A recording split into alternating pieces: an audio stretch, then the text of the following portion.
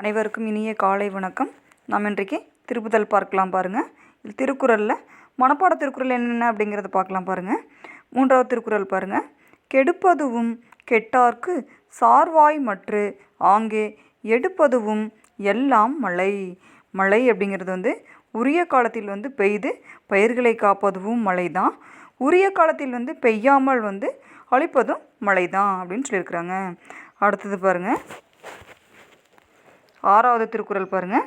ஈன்ற பொழுதின் பெரிதுவக்கும் தன் மகனை சான்றோன் என கேட்ட தாய். ஒரு மகனை ஒரு தாய் பெற்றெடுக்கும் பொழுது எவ்வளோ மகிழ்ச்சி அடைந்தாங்களோ அதை விட தன்னுடைய மகனை பார்த்து அடுத்தவர்கள் புகழ்வதை கேட்டு தாய் பெற்றெடுத்ததை விட மகிழ்ச்சி அடைவார்கள் அப்படின்னு சொல்லியிருக்கிறாங்க. அடுத்து 7வது திருக்குறளில் பாருங்கள். அன்பிலார் எல்லாம் தமக்குரியர் அன்புடையார் என்பும் உரியர் பிறர்க்கு. அன்புடையவர்கள் எல்லா பொருளுமே என்ன செய்வாங்க அப்படின்னு பார்த்தோம்னா பிறருக்கு அப்படிம்பாங்க. ஆனால் அன்பே இல்லாதவர்கள் என்ன செய்வாங்க, அனைத்துமே தனக்கு தான், எல்லா பொருள்களுமே எனக்கும்பாங்க. ஆனால் அன்புடையவர்கள் தன்னுடைய உயிரை கூட மற்றவர்களுக்காக தியாகம் செய்வார்கள். அடுத்து 10வது குறள் பாருங்கள். இனிய உளவாக இன்னாத கூறல் கனியிருப்ப காய் கவர்ந்தற்று. இதில் இனிய உளவாகும் போது என்னென்னு சொல்லியிருக்கிறோம் அப்படின்னு பார்த்தோம்னா, இனிய சொற்கள் இருக்கும் பொழுது நம்ம இனிமை இல்லாத சொற்களை ஏன் பேசுகிறோம், இது எதற்கு சமம் அப்படின்னு பார்த்தோம்னா, பழம் இருக்கும் பொழுது கசப்பான காயை உண்பதற்கு சமம் அப்படின்னு சொல்லியிருக்காங்க. இதில் இருக்கக்கூடிய இந்த 4 திருக்குறளும் மனப்பாட திருக்குறள். நன்றாக மாணவர்களே படிங்க. அடுத்து பாருங்கள். 2 மதிப்பெண் வினாக்களை பாருங்கள். உயிருள்ள உடல் எது?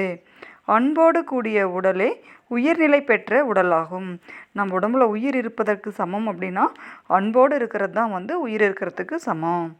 அடுத்து அன்பிலார் அன்புடையார் செயல்கள் யாவேன்னு கேட்டிருக்காங்க.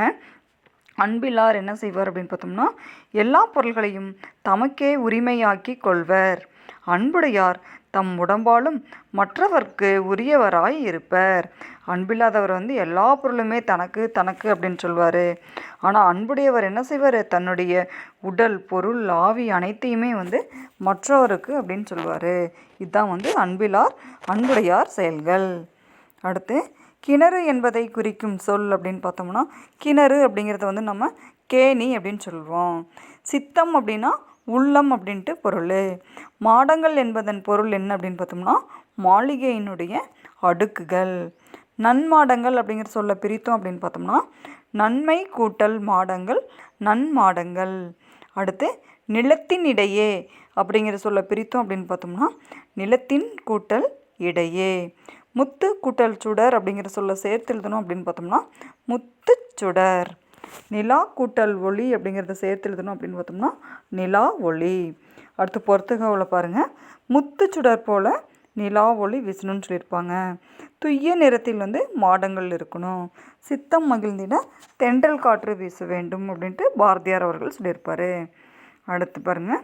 மனிதர்களுக்கு மருந்தாய் விளங்குவது எது அப்படின்னு கேட்டிருக்காங்க. மனிதர்களுக்கு மருந்தாய் அமைவது அவர்கள் பட்டு அறிந்த அனுபவம் ஆகும். ஒரு இடத்துல நம்ம பட்டு அறிந்தால்தான் நமக்கு அனுபவம் கிடைக்கும். அப்போ அதுதான் நமக்கு மருந்தாய் விளங்குது அப்படின்னு சொல்லியிருக்காங்க. அடுத்து செயற்கைக்கோள் எவற்றுக்கு எல்லாம் பயன்படுகிறது அப்படின்னு கேட்டிருக்காங்க. செயற்கைக்கோள் உலக செய்திகளை உடனுக்குடன் அறிய பயன்படுகிறது. செயற்கைக்கோள் நம்ம உலகத்தில் நடக்கக்கூடிய செய்திகள் எல்லாமே உடனுக்குடன் தெரிவதற்காக பயன்படுது. என்னென்ன கனிமங்கள் எங்கெங்கே உள்ளன என அறிய பயன்படுகிறது. நம்ம நிலத்தின் அடியில் எந்தெந்த கனிமங்கள்லாம் எங்கே இருக்குது அப்படிங்கிறத ஆய்வுகள் மேற்கொள்வதற்காக செயற்கைக்கோள் பயன்படுது. என்று எவ்வளவு மழை பொழியும், எத்திசை நோக்கி எவ்வளவு வேகத்தில் காற்று வீசும் என்பனவற்றை முன்னரே அறியவும் பயன்படுகிறது. எந்த இடத்துல மழை பெய்யும், எவ்வளோ வேகத்தில் காற்று வீசும் அப்படிங்கிறதெல்லாம் நம்ம முன்கூட்டியே தெரிவதற்காக செயற்கைக்கோள் இதற்கெல்லாம் பயன்படுது. அடுத்து நாளைய மனிதனின் வாழ்வு எவ்வாறு இருக்கும், நாளைய எதிர்காலத்தில் மனிதனுடைய வாழ்க்கை எப்படி இருக்கும்னு கேட்டிருக்காங்க. எதிர்காலத்தில் விண்ணில் உள்ள கோள்களில் நகரங்கள் அமைக்கப்பட்டு அவற்றில் மனிதன் வாழ தொடங்கிடுவான். எதிர்காலத்தில் இப்போ என்ன செஞ்சுட்ருக்காங்க அப்படின்னு பார்த்தோம்னா, மற்ற கிரகங்களில் கோள்களில் எல்லாமே ஆய்வுகள் மேற்கொண்டுட்டு இருக்காங்க. வருங்காலத்தில் வந்து மற்ற கோள்களில் விண்ணில் இருக்கக்கூடிய கோள்களில் எல்லாமே வந்து நகரத்தையே அமைச்சு அங்கே ஒரு ஊரே உருவாக்கிடுவாங்க. அடிக்கடி அக்கோள்களுக்கு சென்று வருவதற்கு ஏற்ற விண்வெளி பாதையையும் அமைத்திடுவான். அடிக்கடி பூமிக்கும் மற்ற கோள்களுக்கும் செல்வதற்கான விண்வெளி பாதைகளை வந்து எதிர்காலத்தில் அமைச்சிருவாங்க அப்படின்னு சொல்லியிருக்காங்க. அடுத்து ரோபோ என்னும் சொல் எவ்வாறு உருவானதுன்னு கேட்டிருக்காங்க. காரல் கபெக் என்பவர் செக் நாட்டினை சார்ந்தவர்.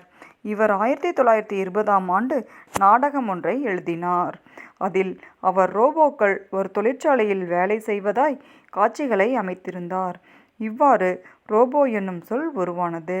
செக் நாட்டை சார்ந்த காரல் கபெக் அப்படிங்கிறவர் வந்து 1920ஆவது வருஷம் நாடகம் எழுதியிருப்பார். அந்த நாடகத்தில் வந்து ரோபோக்கள்லாம் வந்து தொழிற்சாலையில் வேலை செய்கிற மாதிரி காட்சிகளை அமைச்சிருப்பார். இதிலிருந்து தான் ரோபோ அப்படிங்கிற சொல் வந்து உருவாச்சு அப்படின்னு சொல்லியிருக்காங்க. அடுத்து டீப் ப்ளூ மீத்திறன் கணினி பற்றி எழுதுகன்னு சொல்லியிருக்காங்க. டீப் ப்ளூ பற்றி பாருங்கள். IBM நிறுவனத்தால் உருவாக்கப்பட்ட மீத்திறன் கணினி டீப் ப்ளூ ஆகும். அந்த டீப் ப்ளூ கணினியை உருவாக்கின நிறுவனம் அப்படின்னு பார்த்தோம்னா IBM அப்படிங்கிற நிறுவனம் தான் உருவாக்கியிருக்கு. அக்கணினி 1997ஆம் ஆண்டு சதுரங்க வெற்றியாளர் கேரி காஸ்பரோவ் என்பவரோடு விளையாடி சதுரங்க போட்டியில் வெற்றி பெற்றது. இந்த IBM நிறுவனம் உருவாக்கின அந்த டீப் ப்ளூ கணினியும் உலக சதுரங்க சாம்பியனான யார் அப்படின்னு பார்த்தோம்னா கேரி காஸ்பரோவ் அப்படிங்கிறவரும் விளையாடி இருக்காங்க சதுரங்க போட்டி. இதில் வந்து டீப் ப்ளூ கணினி தான் வெற்றி பெற்றது அப்படின்னு சொல்லியிருக்காங்க. அடுத்து எந்திர மனிதனின் பயன்களை விளக்குகன்னு கேட்டிருக்காங்க. எந்திர மனிதன் நம்ம பார்த்துருப்பிலையா, ரோபோ என்னென்ன வேலைகளெல்லாம் செய்யும் அப்படின்னு பார்த்தோம்னா வீட்டு வேலைகளை செய்யும், கற்க உதவி செய்யும், அலுவலக வேலைகளை முடிக்க உதவும், கணக்குகளை முடித்து தரும், சிக்கலான அறுவை சிகிச்சைகளை செய்யும், உணவகங்களில் உணவு பரிமாறும், பொது இடங்களில் வழிகாட்டும், வெடிகுண்டுகளை செயலிழக்க செய்யும். இதெல்லாம் வந்து எந்திர மனிதன் வந்து மனிதர்கள் செய்யக்கூடிய வேலைகளை அனைத்துமே வந்து செய்யும் அப்படின்னு சொல்லியிருக்காங்க. மாணவர்களே, இது வரைக்கும் பார்த்துருக்கக்கூடிய திருப்புதல் எல்லாமே வந்து நன்றாக படித்து தேர்விற்கு தயாராகும்படி கேட்டுக்கொள்கிறேன். நன்றி.